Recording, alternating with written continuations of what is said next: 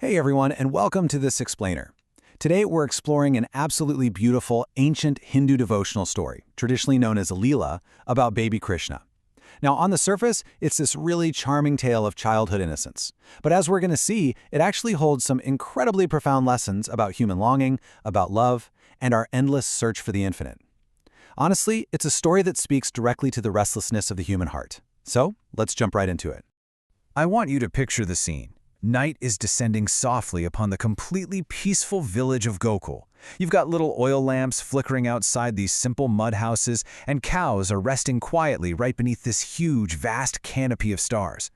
Inside the home of Nanda Maharaj, little Krishna is sitting comfortably on Mother Yashoda's lap. But then, the peaceful atmosphere suddenly shifts. Krishna looks up, fixating his eyes on the glowing, full night sky. Okay, let's dive into this, because it begs a truly fascinating question. What happens when the infinite, the literal creator of the universe, behaves like an innocent, demanding child? In this story, the divine child suddenly begins crying insistently. And what does he want? Well, he points up at the sky and makes a completely unimpossible demand. He says, "I want the moon."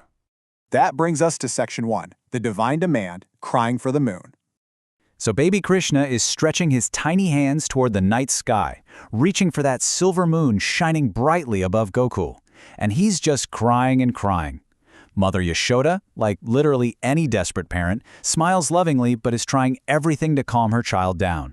She offers him all the stuff a kid could possibly want: fresh butter, sweet treats, his absolute favorite toys, some really beautiful flower garlands. But Krishna, he refuses the whole shebang. His eyes remain entirely fixed on that distant moon. And this brilliantly illustrates a much deeper spiritual reality. While Krishna is being offered all these worldly comforts, the butter, the sweets, the toys, he absolutely refuses them.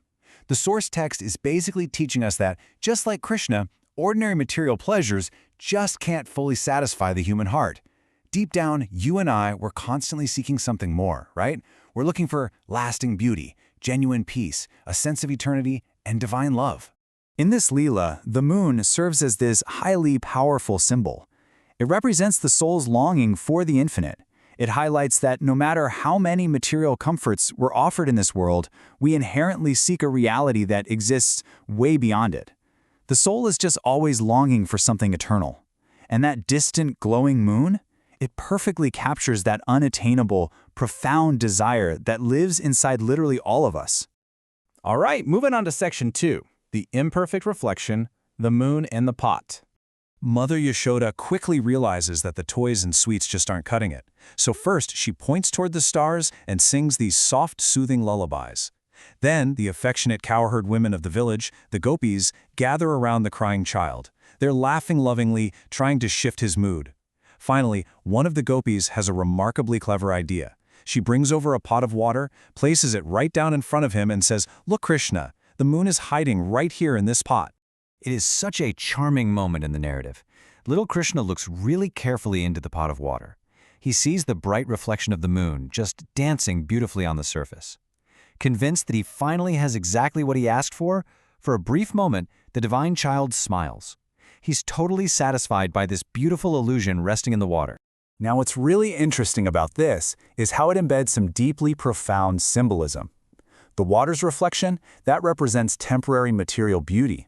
The dancing moon signifies that the things we chase in our material lives, like human love, earthly peace, or physical beauty, are actually just imperfect reflections of divine truth. And Krishna's temporary smile, that shows how we often find a quick burst of satisfaction in these worldly reflections. But because they're only reflections, that satisfaction simply cannot last. The text tells us that only union with the divine can fully satisfy the soul. Which brings us to Section 3, the cosmic secret, the infinite as an innocent child.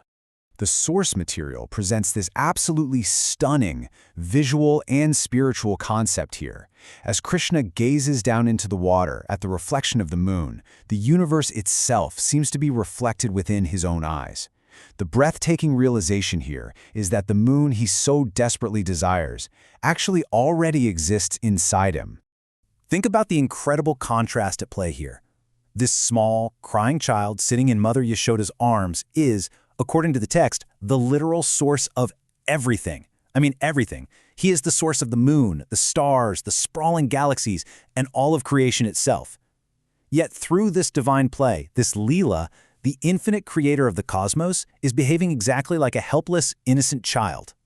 So the crucial point is how this brings us right to the core concept of bhakti, or devotional love. It teaches us that God becomes approachable not through grand, intimidating displays of power or through fear, but through love. Even though Krishna is the supreme reality, he willingly allows himself to be bound by the pure affection of his mother. It's this powerful statement that love is the absolute ultimate bridge to the divine. And that leads us to Section 4, Finding True Peace, the Embrace of Devotion. Finally, the crying has stopped. Mother Yashoda lovingly embraces little Krishna, giving him a gentle kiss on the forehead. The silver moonlight is shining beautifully across his smiling, peaceful face. And surrounded by the gentle, devotional lullabies of the gopis, the divine child finally falls completely asleep in his mother's arms. The entire village of Gokul becomes deeply quiet, filled with this profound divine sweetness. Just as the crying baby found ultimate rest, not in the toys, not in the sweets, and not even in the reflections, but in the pure, loving embrace of Mother Yashoda, the restless human soul operates the exact same way. We find true, lasting peace only when we're connected to divine love. It's really all about finding rest through devotion, surrender, and divine remembrance. So why does this ancient story matter for us today? Well, because it maps out the human condition perfectly. Every single longing of your soul, every unfulfilled desire you feel, is ultimately a search for the divine. The path of bhakti, or devotion, is what actually transforms that painful longing into profound joy. It teaches us that while we might spend a lifetime chasing after the reflections in the water, it is divine love alone that brings complete, enduring peace. As the story closes, the source material leaves us with a traditional, incredibly soothing chant, Govinda Damodara Madhavate. Just take a second to let that soft, devotional atmosphere, the pure stillness of that moonlit village, settle over you. So, as we leave this peaceful village behind, let's move to one final, powerful reflection. Krishna cried for the moon, even though he himself was the light of all universes. So I leave you with this. When you look past the everyday toys and comforts of this material world, what is your soul truly longing for when it cries for the moon?